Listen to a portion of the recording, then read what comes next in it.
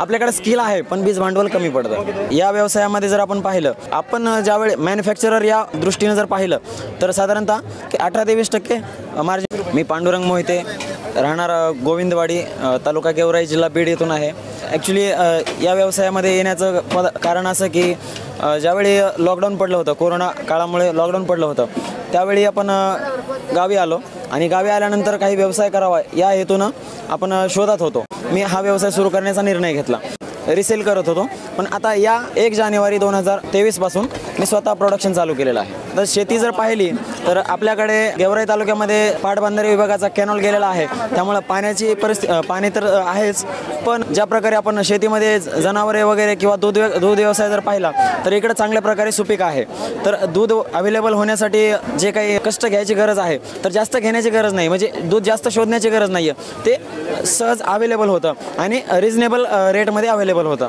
तर ते दूध घेऊन त्यामध्ये थोडंसं प्रोसेस करून आणि माझ्या स्वतःच्या घरी पण जनावरे आहेत, छोटंसं हॉटेल पण आहे माझं, तर दुधाला तिकडं पण जातं आणि अजून दूध जमा व्हायला लागलं आणि रिजनेबल म्हणजे परवडेल या हिशोबाने मी असा निर्णय घेतला की आपण स्वतःच या व्यवसायाला सुरुवात करावी। यामधले आपल्या शेतकरी वर्गांना पहिली समस्या म्हणजे फंडिंगची येते, की ज्यावेळी हा व्यवसाय पूर्णपणे उभा करायचा आहे त्यावेळी आपल्याला सगळ्यात मोठी म्हणजे आपल्याकडं शेतकरी वर्गाकडे जर पाहिलं आपण तर आपल्याकडे सगळ्यात मोठी जी अडचण असते ती फंडिंगची असते, कारण आपल्याकडे एवढी तर सेविंग नसते, कारण आपण नोकरदार वर्ग तर नाही आहेत। मग त्यावेळी ही फंडिंग जी आहे म्हणजे मित्र कंपनी, त्यानंतर काही नातेवाईक मंडळी यांच्याकडून उसने घेऊन आणि कमीत कमी खर्चात कसं सुरुवात होईल आणि व्यवसायाला पण काही कमी पडणार नाही या दृष्टिकोनातून बघून त्याप्रमाणे जी काही लागणारी रक्कम आहे ती जमा करून आपण ती व्यवसाय चालू केला। आपल्याकडे स्किल आहे पण बीज भांडवल कमी पडतं,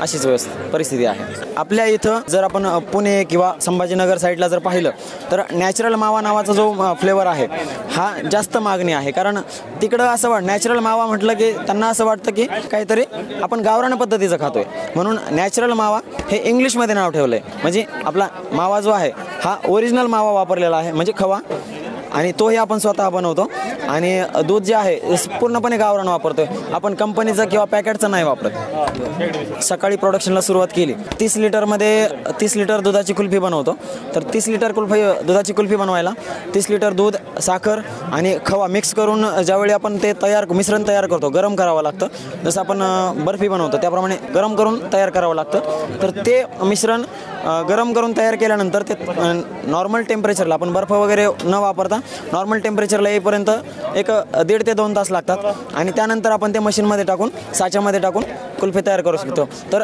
ज्यावेळी आपण मटेरियल बनवतो, मिक्सचर बनवतो, तिथून ते कुल्फी बाहेर निघेपर्यंत साधारणतः 4 तास लागतात सुरुवातीला तरी। म्हणजे आता सध्या एक 800 ते 1500 पीस याप्रमाणे प्रोडक्शन चालू आहे, म्हणजे जशी मागणी असेल, उद्या जसं ज्या रूटला जायचं आहे आपल्याला होलसेल द्यायला त्याप्रमाणे आपण अंदाज घेऊन आजचं प्रोडक्शन तयार करतो। या व्यवसायामध्ये जर आपण पाहिलं, आपण ज्यावेळी मॅन्युफॅक्चरर या दृष्टीने जर पाहिलं तर साधारणतः 18 ते 20% मार्जिन राहतं, कारण आपल्याला ट्रान्सपोर्ट चार्जेस पण आहेत, रिटेलरपर्यंत माल पोहोचवायचा आहे। जो माल आहे हा साधारणतः मी माझ्या गावापासून म्हणजे गेवराई या शहरापासून चारही बाजूनं 50-50 किलोमीटर फिरतो आहे आणि मेन सिटी म्हणजे बीडमध्ये जातो आहे, इकडे संभाजीनगरला जातो आहे, दौलताबाद, वेरूळ लेणी जे आहेत तिथे पण जातो आहे, त्यानंतर जालना सिटी, अंबड सिटी, पाचोड या सर्व सिटी पोहोच करतो आणि खाली माजलगावला पण मी तिकडे पण जातोय। तिकडे पण एक माझ्यासारखीच म्हणजे सेलरची गाडी प्लस एक डीलर पण दिलेला आहे, म्हणजे तीच गाडी डीलरशिप पण करते